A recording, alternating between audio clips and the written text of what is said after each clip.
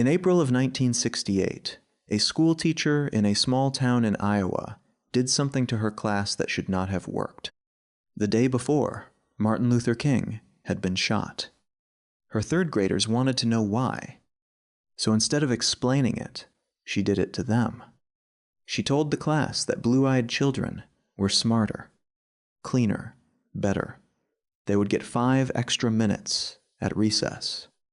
The brown-eyed children would not, and they would have to wear something around their necks so everyone could tell at a glance who was who. It took less than a day.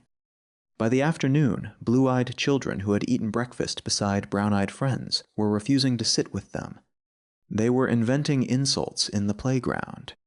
One boy used a word he had obviously heard at home, and the brown-eyed children went quiet.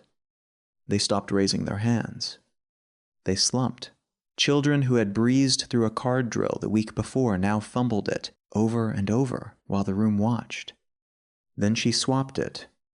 Brown eyes on top, and the whole machine ran again in the other direction, just as fast. Nobody taught those children how to do that.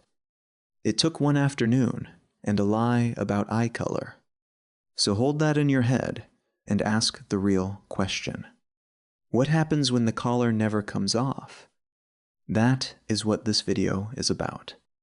And the answer is not the one almost everybody expects, including the people who study it for a living. Because the thing that makes racism possible is not a hatred of difference. It is something far more ordinary and far older, and it is running in your head right now while you watch this. Let us start with how cheap it is to build a tribe. In 1971, a psychologist named Henri Tafel wanted to find the absolute minimum you need to make one group of people turn on another. So he started removing things. No history between the groups. No competition. No resources. No contact at all. He showed people pairs of abstract paintings and told them they were the sort of person who preferred Klee or the sort who preferred Kandinsky. That was it.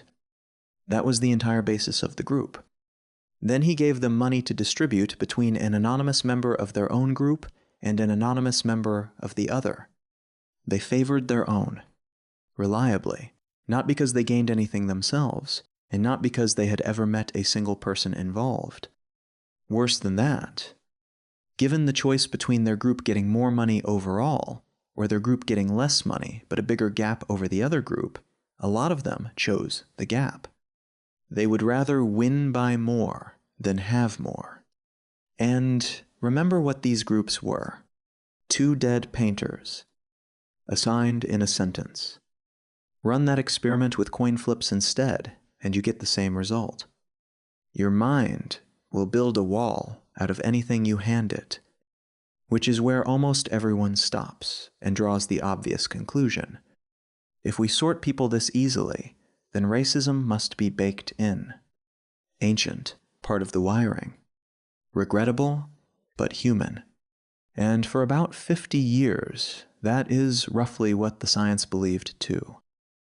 Then, in 2001, 3 researchers at the University of California went looking for the wiring itself and could not find it. Robert Kurzban, John Tooby, and Lida Kosmides were interested in something psychologists had considered settled. When you look at a person, your mind automatically files them by 3 things: sex, age, and race. It was thought to be involuntary, unavoidable, below the level of choice. So they built a test to see whether the race part could be broken. They showed people a group in conflict and had them read statements from each person. Afterwards, they checked who was mixed up with whom. If you confuse 2 speakers, you were filing them in the same drawer. In the ordinary version, people mixed up speakers of the same race. The drawer was there, exactly as expected. Then they ran it again, and changed one thing. This time, the 2 sides of the argument were mixed race. The teams cut straight across color, so skin no longer told you anything about who was allied with whom. Race encoding dropped through the floor. Not over months. Not with training. In about 4 minutes. Sex stayed. Age stayed. Those drawers did not budge. But the race drawer, the one everybody had assumed was structural, quietly emptied out the moment it stopped being useful. Here is what that means, and it is the most important thing in this video. Your brain does not have a race detector. It has an alliance detector. It is constantly, tirelessly asking one question, and that question is not, what color is this person? It is, whose side is this person on? For most of human history, that was a life or death question, and the answer had nothing to do with skin. Everyone in your world looked broadly like you. What mattered was who shared your food, who guarded your camp, and who would leave you to die. Race is not the thing your mind is looking for. Race is a cue that happens to predict the thing your mind is looking for in societies that were deliberately built so that it would. Which raises an uncomfortable question about where those societies came from. Because if the machinery is old, the target is not. Ask most people how long racism has existed, and they will say forever. It has not. The idea that human beings come in a small number of ranked biological kinds, with black people at the bottom, is roughly 400 years old. It is younger than the telescope. The ancient world had plenty of cruelty and plenty of contempt. It sorted people constantly, by city, by language, by religion, by whether you were free. But it did not sort them by continental color and call that a law of nature. That specific idea has a birthday and a reason. Between the 16th and 19th centuries, around 12.5 million human beings were loaded onto ships in West Africa and carried across the Atlantic to be worked to death, growing sugar, tobacco, and cotton. Now hold two facts side by side. That trade was the economic engine of the Atlantic world, and it was being run by societies that had just spent a century writing beautiful documents about liberty and the rights of man. Those two things cannot both be true unless somebody supplies an explanation. Some reason why the people in the hold do not count. So one was manufactured. And it was not manufactured by thugs. It was manufactured by scholars. In the 18th and 19th centuries, respectable men in universities set about proving that the ranking already in place was written into the body. They measured skulls. They filled them with seed and shot to compare capacity. They drew up tables of temperament, sorted humanity into a handful of neat categories, and put their own at the top of every column. The conclusions never once came out differently. That is the part worth noticing. Not that they were wrong, but that they were wrong in exactly the direction the money already ran. The result was decided before the measuring started. Science was not discovering the hierarchy. It was signing off on it. And when the tools finally got good enough to check, the whole structure fell apart. Modern genetics is blunt about this. Take all the genetic variation in our species, and around 85% of it sits inside any single population you pick. Two people from the same village can be more genetically different from each other than either is from someone on another continent.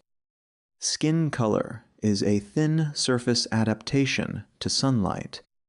Nearer the equator, more melanin, protecting against ultraviolet damage. Further from it, less, so that thin light can still make vitamin D. That is essentially the whole story. It tracks latitude, not lineage. Lighter skin evolved more than once, separately, in different parts of the world through different genes. You are looking at a suntan setting, and an entire hierarchy was built on top of it. Which brings us to the ugliest and most persistent part of this, and I want to be careful here because it is where a lot of bad explanations live. There is a real and well-documented association in many cultures between darkness and danger, and between darkness and dirt. And people sometimes reach for that to explain anti-black racism as something natural buried in the body. It is not. And the reason it is not is worth understanding, because it is the difference between a fact and an excuse. The raw ingredients are genuinely ancient. We are daytime animals with poor night vision, and for most of our history the dark was when things hunted us. We also carry a powerful disgust system, evolved to steer us away from rot and infection, which is why a smell can turn your stomach before you have decided anything. But look carefully at what those systems actually respond to. Night, decay, contamination. Not people. There is no evolved mechanism that connects the pigment in human skin to disease, because there is nothing about melanin that ever made anyone sick. The link between the two had to be built. And we can prove it was built because of where it shows up. Colorism appears inside communities as well as between them. In societies across Asia, Africa, and Latin America, lighter skin has been treated as more beautiful and more respectable among people of the same ancestry, the same family, sometimes the same household. And when you trace those preferences back, they do not lead to biology. They lead to sun and status, to who worked in the fields and who did not, and again to who arrived with the ships. If this were built into the species, it would look the same everywhere. It does not. It looks like history. That is the honest version, and it is worse than the biological story, not better. Because a fact of nature is nobody's fault. This was somebody's work. So what does it cost in a life? Not usually the thing you see in documentaries. Mostly it is quieter than that. It is which name gets called back for the interview. Which patient gets told the pain is probably nothing. Which kid gets read as spirited, and which gets read as a problem at 7 years old by an adult who would sincerely tell you they do not have a racist bone in their body. And they might be telling the truth. That is the difficult part. The alliance detector does not announce itself. It does not feel like hatred from the inside. It feels like an instinct about who is trustworthy, and instincts do not show their working. Which means the useful question is not whether you are a good person. It is what your mind has been trained to treat as a team. And that, finally, is where the hope is. Because everything we know says these categories are not fixed. They are maintained. The Iowa classroom built one in an afternoon. The Kurzban study dissolved one in 4 minutes. Nothing that unstable can be permanent. The largest review of this ever assembled pulled together more than 500 studies covering 250,000 people across dozens of countries, and found the same pattern almost everywhere. Contact between groups reduces prejudice. Not contact in passing, on a train, in a queue. Contact where you need each other. Shared work, shared goals, equal footing, a problem that neither side can solve alone. Which is exactly what you would predict once you know what the machinery is actually doing. You are not arguing the detector out of its conclusion.